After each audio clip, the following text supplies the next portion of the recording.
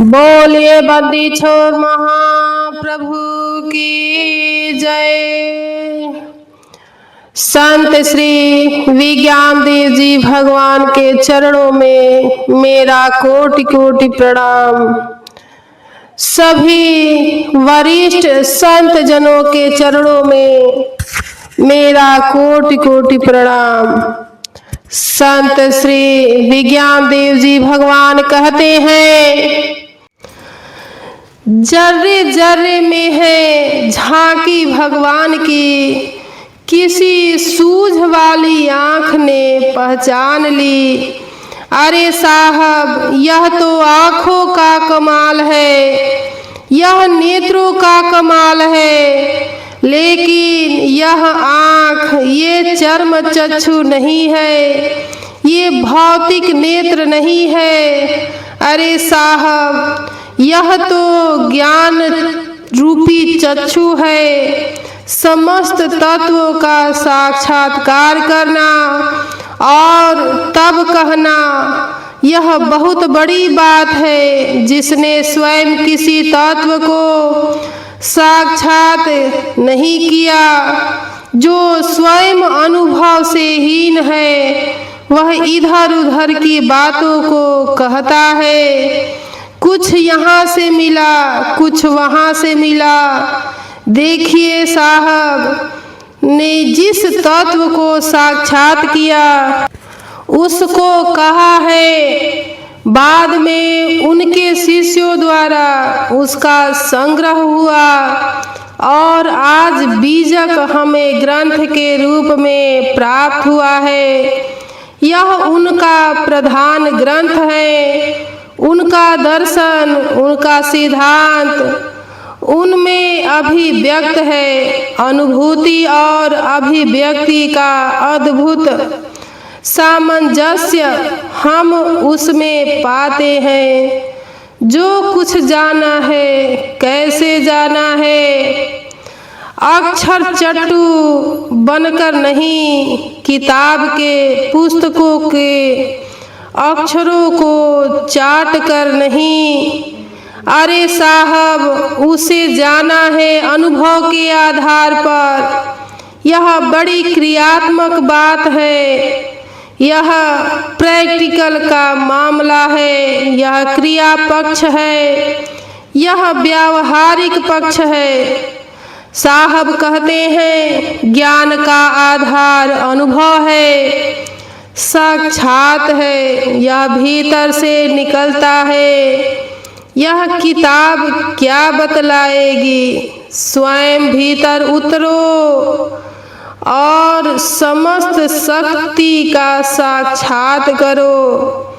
जिस प्रकार साहब ने क्रिया पक्ष पर जोर दिया, व्यवहार पक्ष पर जोर दिया, आंतरिक अनुभूतियों पर बल दिया है, आंतरिक अनुभूतियों को श्रेष्ठ कहा है, वैसे ही सद्गुरु सदाफल देव जी भगवान हैं।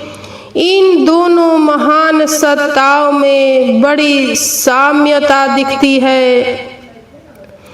जैसे साहब फक्कड़, वैसे ही हमारे सद्गुरु भी फक्कड़ स्वभाव के विहंगम योग के प्रणेता सद्गुरु सदाफल देव जी महाराज।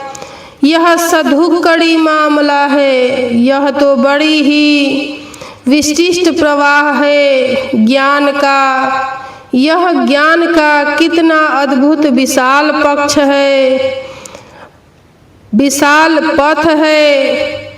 यह श्रेष्ठ पथ है, यह सहज पथ है। सर्वेद की रचना क्या पुस्तक के अध्ययन से हुई है? जैसे साहब की वाणी है, वैसे ही अभ्यास सिद्ध सद्गुरु की वाणी है। हमारे सद्गुरु की वाणी है, जिसे हम सर्वेद में पढ़ते हैं। यह तो सद्गुरु का मामला है, यह तो भीतर का मामला है, यह तो रहस्य की बात है, यह तो गुप्त बात है। यह आंतरिक तत्व है, यह आंतरिक मामला है। वस्तु कहीं ढूंढे कहीं, केहि विधि आवे हाथ। कबीरा तब ही पाइए, जब भेदी लीजै साथ। यह तो साहब बड़ा दूसरा पथ है, ये मामला बड़ा दूसरा है, ये बड़ा भिन्न है, ये बड़ा अलग है, बड़ा विचित्र है। जहाँ पर पुस्तकीय ज्ञान को, जहाँ पर भाषा और व्याकरण को थोथा कहा गया है।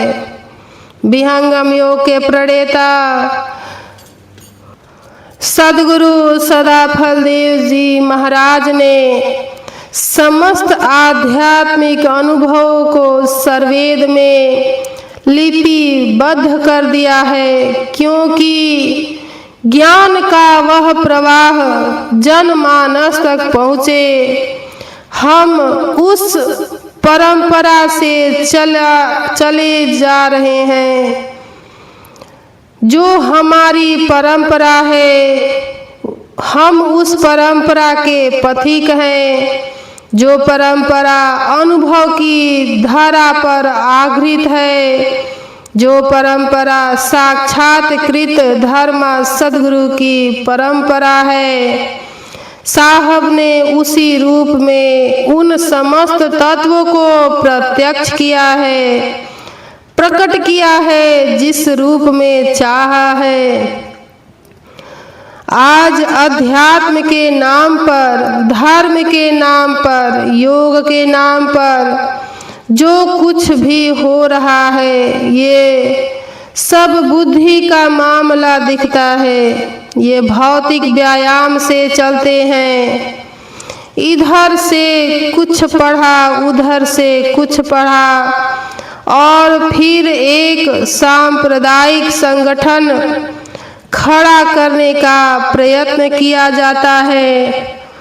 उसका अपना कुछ आधार नहीं होता, उसका अपना कुछ ठोस सिद्धांत नहीं होता। वो इधर उधर से अपना काम चलाता है, और ऐसा आज बहुत दिख रहा है, हमें बहुत दिखता है। ऐसे अनेकों संगठन हैं हमारे देश में। इस आर्यावर्त देश भारत में ऐसे अनेक संगठन हैं जिसका वास्तविक सिद्धांत नहीं है, इधर उधर से काम चलाता है। तो साहब कहते हैं कि झूठा पतल चाटने से कुछ होने वाला नहीं है। बड़ा सटीक और बड़ा ही गूढ़ भाव को व्यक्त करने का अपना एक निराला अंदाज, अद्भुत अंदाज, एक सधुकड़ीपना है, जिसमें सब कुछ झाड़ फूक कर चल देने वाला स्वभाव, एक अवधूत वृत्ति जिसने साहब को उच्च शिखर पर बैठाया है। उनके भाव, उनके विचार, उनके दर्शन, उनके सिद्धांत एकदम साक्षात है, और पूरी तरह से व्यावहारिकता पर, क्रियात्मकता पर साहब ने जोर दिया है। तो हमारा आपका सौभाग्य है कि हम उस पथ के पथिक हैं, उस रास्ते पर हम चल रहे हैं, जो रास्ता अनुभव के आधार पर चलता है, जो रास्ता केवल बौद्धिक व्यायाम नहीं है, जो रास्ता केवल पुस्तकीय अध्ययन से नहीं मिलता। हम उस रास्ते पर चलते हैं जो रास्ता अनुभव का है, जो रास्ता प्रेम का है, जो प्रेम के यथार्थ को प्रकट करता है, मानव जीवन के सार को स्पष्ट करता है। कबीर का घर शिखर पर जहाँ सिलहल ली गैल, पावन टीके पिपीलिका खलकन ला दे बैल। साहब कहते हैं, अरे वह दिव्य लोक तो शिखर पर है जहाँ चींटी का पग नहीं ठहरता, वहाँ चींटी भी ठहर नहीं पाती। और यहाँ ये बैलगाड़ी पर किताब ले जा रहे हैं, वहाँ पर पहुँचना चाहते हैं। किताबों के बोझ के साथ, अहंकार के साथ, अभिमान के साथ। मैं जानता हूँ, मैं इतना जानता हूँ, मैंने इतना पढ़ा है, मेरे पास ये ज्ञान है। साहब की दृष्टि में ये थोथा ज्ञान, ये वाक जाल और ये बुद्धि का व्यायाम, बौद्धिक व्यायाम, जैसे एक शारीरिक व्यायाम होता है, वैसे ही बुद्धि का व्यायाम है। बुद्धि के व्यायाम से अध्यात्म का वह सार प्राप्त नहीं होता। साहब कहते हैं, यह एक अलग मार्ग है, यह बड़ा विशिष्ट मार्ग है। तो जो ग्रंथ साक्षात्कृत धर्म श्रेष्ठ आत्म पुरुष के हैं, उनका आश्रय हमें आपको लेना चाहिए, क्योंकि सर्वसामान्य में वह सामर्थ्य नहीं है कि साहब की उस ऊंचाई को वह पकड़ सके, प्रारंभ में पकड़ सके। थोड़े आश्रय के लिए, सद्प्रवृत्तियों के लिए, सद्विचार के लिए, अच्छे चिंतन के लिए, श्रेष्ठ चिंतन के लिए, श्रेष्ठ संकल्प के लिए, सम्यक संकल्प के लिए, विचारों में सूचिता के लिए, पवित्रता के लिए, इंद्रियों की पवित्रता के लिए कोई गड़बड़ नहीं है कि आप ग्रंथों का पाठ करें, यह कोई गड़बड़ नहीं है। सर्ववेद का पाठ हम इसलिए बताते हैं, एक रास्ता है जिस रास्ते पर चलकर हमें आगे आध्यात्मिक अनुभव प्राप्त हो जाते हैं। प्रारंभ में सब आत्माएं इतनी श्रेष्ठ तो है नहीं, इतनी पवित्र तो है नहीं, इतनी शुभ संस्कारी भी नहीं है कि सीधे साहब की कक्षा में पहुंच जाए। इतना तो संस्कार प्रबल नहीं दिखता। तो सर्वसामान्य के लिए उन वाणियों का आश्रय लेना आवश्यक हो जाता है। उससे बड़ी सीख मिलती है, उससे जीवन बड़ा बदलता है। वह बीजक की वाणियों हो या स्वामी जी की वाणियाँ हो, सद्गुरु सदाफल देव जी भगवान की वाणियाँ हो, क्योंकि उसमें उनका साक्षात अनुभव अभिव्यक्त हुआ है। तो उन वाणियों का आश्रय हमारे आपके सबके लिए बड़ा ही लाभकारी है, क्योंकि इससे एक परिवेश बनता है, इससे एक मार्ग खुलता है, जिससे हम अध्यात्म के उस उच्च रहस्य की तरफ बढ़ पाते हैं। यह सिद्धांत एक साधना का समन्वय है। एक सिद्धांत है और एक साधना का पक्ष है। इस ब्रह्म विद्या के यही दो भेद हैं, एक सैद्धांतिक पक्ष है और एक क्रियात्मक पक्ष है। इन दोनों पक्षों को आत्मसात करना है। केवल सिद्धांत के बृहद स्वरूप में जाने मात्र से नहीं, वह आंतरिक तत्व प्राप्त नहीं होते। दोनों का समन्वय आवश्यक है। मैं प्रायः कहता हूँ, सिद्धांत और साधना, इन दोनों का समन्वय आवश्यक है, जिससे हम उस पथ पर आगे बढ़ सके। साहब कहते हैं कि एक समय आत्मा मुक्ति की अवस्था में थी। किस प्रकार से ग्रंथियां पड़ गई।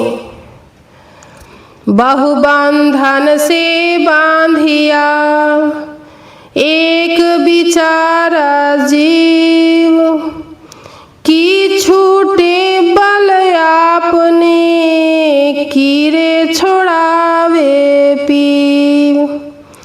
साहब की वाणी कहती है कि मानो तो एक बंधनों में बंधा है, कैसे छूटेगा। कर्म की ग्रंथि है, अज्ञानता की ग्रंथि है, जड़ चेतन की ग्रंथि है।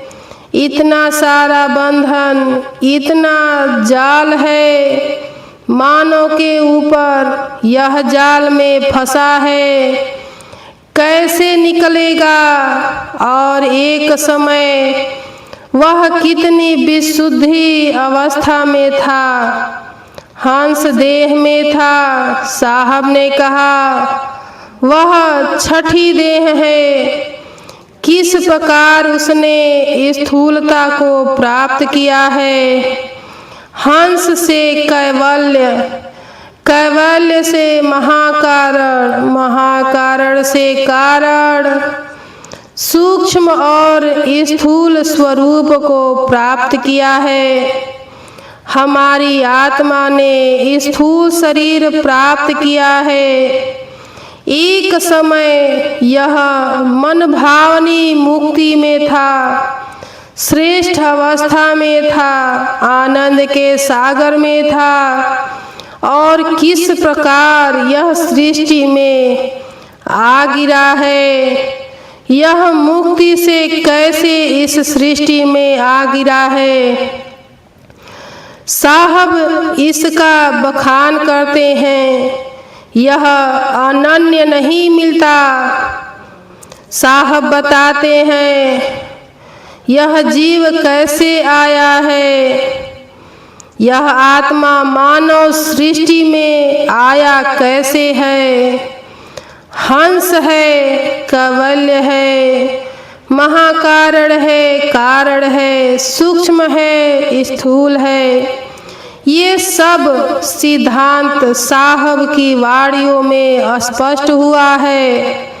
साहब की वाणियों में मैं पुनः आपको ले चलता हूँ, क्योंकि ये वाणियाँ अद्भुत प्रकाश फैलाती है।